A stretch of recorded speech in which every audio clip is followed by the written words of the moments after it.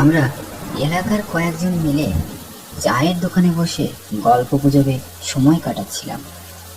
বর্ষার সময় চা আর তেলে ভাজার সাথে যেটা সবচেয়ে বেশি মানায় তা হলো ভূতের গল্প। হঠাৎ জসিম ভাই আমাকে উদ্দেশ্য করে বলে উঠল, তা পলাশ ভাই, আপনি বলছিলেন আপনার সাথে নাকি কি একটা ভৌতিক ঘটনা ঘটেছিল। আজ কিন্তু আপনাকে সেটা বলতেই হবে। আচ্ছা ঠিক আছে, বলছি তাহলে। ঘটনাটি চাকরি জীবনের শুরুর দিকের। তখন পটলপুর গ্রামে পোস্ট অফিসে নতুন চাকরি পেয়েছি। একটি সাইকেলে করে গ্রামের বাড়ি বাড়ি গিয়ে চিঠি পৌঁছে দিয়ে আসতাম। এমনই একদিন বিকাল বেলায়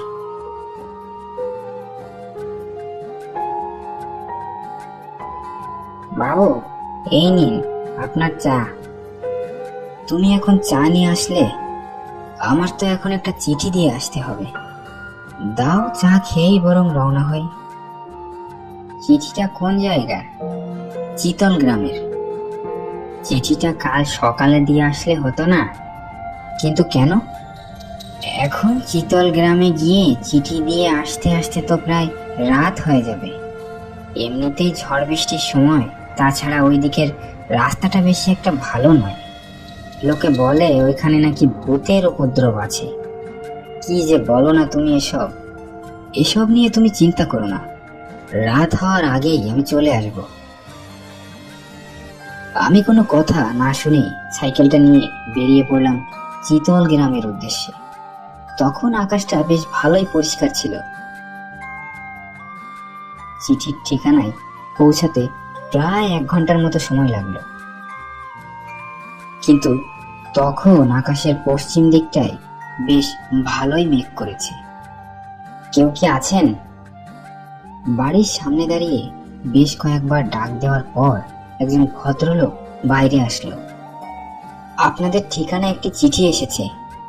ও আচ্ছা, আপনি তাহলে নতুন পোস্টমাস্টার? হ্যাঁ, এই নিন আপনার চিঠি। ধন্যবাদ। তা আপনি চিঠিটা কাল সকালে দিলেই পারতেন। এখন আপনার ফিরতে তো অনেক দেরি হয়ে যাবে। তাছাড়া পটলপুর গ্রামের ওই জঙ্গলের পথটা খুব বেশি ভালো না। আজকের রাতটা না হয় আমার বাড়িতেই থেকে যান। না না, শুধু শুধু এসবের দরকার নেই। আমি সময় মতো বাড়ি পৌঁছে যাব। ধন্যবাদ আপনাকে। সাইকেল নিয়ে বাড়ির পথে রওনা হলাম ঠিকই, কিন্তু মাঝপথে এসে বৃষ্টির কারণে আটকে গেলাম। একই এই নতুন জায়গা, তারপরে এই বৃষ্টিতে ভিজলে নির্ঘাত জলে পড়ব। তাই একটি বড় গাছের নিচে আশ্রয় নিলাম। এদিকে আবার সন্ধ্যা হয়ে এলো। অন্ধকারে সাইকেল নিয়ে পথ চলতেও ভারী সমস্যায় পড়তে হবে। কি করব এখন তাই ভাবছিলাম। হঠাৎ দেখলাম দূর থেকে একজন ছাতি মাথায় দেওয়া লোক এদিকে এগিয়ে আসছে।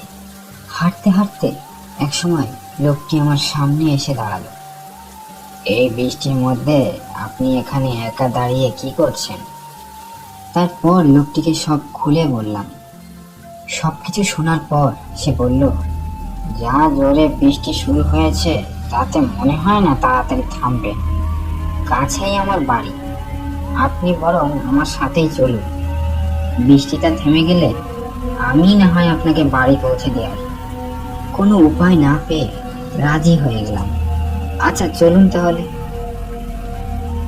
মিনিট 5 হাঁটার পর একটি বাড়ির সামনে এসে দাঁড়ালাম। গাছপালা বাড়িটিকে একেবারে ঘিরে ফেলেছে। মানুষ চলাচলের পথটাও প্রায় বিলীন হয়ে এসেছে। এটাই কি আপনার বাড়ি? হ্যাঁ, ভেতরে আসুন। ঘরে প্রবেশ করার পর দেখলাম একজন মহিলা দাঁড়িয়ে আছে। অদ্ভুত ব্যাপার হলো, বাড়িতে তেমন কোনো আসবাবপত্র আমার চোখে পড়ল না। লোকটি আমাকে একটি ঘরে নিয়ে বসতে দিল। আপনি বসুন এখানে, দেখি আমি আপনার জন্য কিছু খাবারের ব্যবস্থা করতে পারি কিনা। বুঝতেই পারছেন গরিবের ঘর। কি যে বলেন আপনি, শুধু শুধু এসবের কোনো দরকার নেই। না না, তা বললে কি আর হয়। এই বলে লোকটি চলে গেল। বৃষ্টিতে বেশ ভালোই ভিজে গেছি। একটা শুকনো কাপড় হলে অন্তত মাথাটা একটু মুছে নেওয়া যেত। যাই, লোকটিকে গিয়ে বরং একটা গামছা বা তোয়ালে দেওয়ার কথা বলি। ঘর থেকে বাইরে বেরিয়ে দেখলাম পাশের ঘরের দরজাটা হালকা একটু খোলা। ওই ঘর থেকে কেমন একটা অদ্ভুত আওয়াজ শোনা যাচ্ছে। দরজার আড়াল থেকে দেখার চেষ্টা করলাম, আর যা দেখলাম তার জন্য আমি একেবারেই প্রস্তুত ছিলাম না। তাড়াতাড়ি করো, তাড়াতাড়ি, অনেকদিন পর একটা মানুষ পেয়েছি। আজকাল তো আর এদিকে মানুষই আসে না, কতদিন পর মানুষের রক্ত খাওয়া। শুধু তাই নয়, ওদের দাঁত থেকে রক্ত পড়ছে, সেই সাথে চোখগুলো যেন আগুনের মতো জ্বলজ্বল করছে। আমি বুঝতে পারলাম ওরা আমাকে মারার জন্য প্রস্তুতি নিচ্ছে। যেভাবেই হোক এখান থেকে পালাতেই হবে। বাইরের দরজার দিকে তাকাতেই দেখলাম বড় একটি তালা লাগানো, যা ভেঙে বের হওয়া আমার পক্ষে সম্ভব নয়। লোকটির এদিকে আসার শব্দ শুনে আমি ঘরে গিয়ে এমন ভাবে বসে রইলাম যেন কিছুই দেখিনি। আপনার কোনো অসুবিধা হচ্ছে না তো? না না, আমার কোনো অসুবিধা হচ্ছে না। ও হ্যাঁ, একটা গামছা বা তোয়ালে কিছু দিতে পারেন? মাথাটা একটু মুছতাম। হ্যাঁ হ্যাঁ, এক্ষুনি আনছি, আপনি বসুন। এই সুযোগ, যা করার এক্ষুনি করতে হবে। লোকটি বাইরে যাওয়ার পরই ঘরের দরজাটা আটকে দিলাম। ঘরের ভেতর আশেপাশে তাকাতেই চোখে পড়ল কাঠের জানালাটি প্রায় ভাঙা। জানালার কাছে গিয়ে একটু বল প্রয়োগ করতেই কাঠের বেশ কিছু অংশ খুলে চলে আসলো। এখন যেভাবেই হোক এখান থেকে আমাকে পালাতেই হবে। তারপর ওই জানালা দিয়ে বেরোনোর আপ্রাণ চেষ্টা করতে লাগলাম। একই লোকটা ঘরের দরজা আটকে কি করছে? আপনার জন্য গামছা নিয়ে এসেছি, দরজাটা একটু খুলুন। কি একটা পড়ার শব্দ হলো না? পালানোর চেষ্টা করছে না তো? পড়ে গিয়ে বেশ ভালোই ব্যথা পেয়েছি, কিন্তু তবুও উঠে দৌড়াতে শুরু করলাম। পিছনে তাকিয়ে দেখলাম ওরাও আমার পিছু পিছু আসছে। আমি একটুও থামলাম না। দৌড়াতে দৌড়াতে ব্যথা আর ক্লান্ত শরীর নিয়ে যখন গ্রামে পৌঁছালাম তখন আমার আর হাঁটার শক্তিটুকুও ছিল না। জ্ঞান হারিয়ে ওখানেই পড়ে গেলাম। তারপর কি হলো? পরদিন সকালে জ্ঞান ফেরার পর দেখলাম আমি নিজের ঘরে শুয়ে আছি। আপনাকে কত করে নিষেধ করলাম, আপনি আমার কোনো কথাই শুনলেন না। আপনার আসতে দেরি হচ্ছে দেখে আমি একটু এগিয়ে গিয়ে দেখলাম আপনি গ্রামের শেষের দিকে ওই রাস্তার ধারে পড়ে আছেন। তারপর আমি গ্রামের সকলের কাছে ওই রাতের সব ঘটনা খুলে বললাম।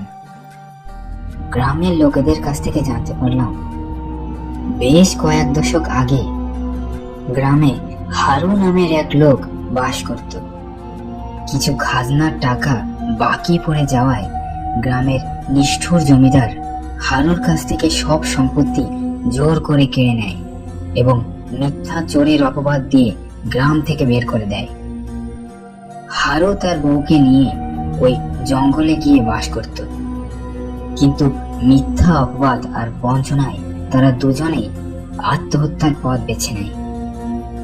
আর তারপর থেকেই তাদের অতৃপ্ত আত্মা এখনো ওই জায়গা দিয়ে ঘুরে বেড়ায়।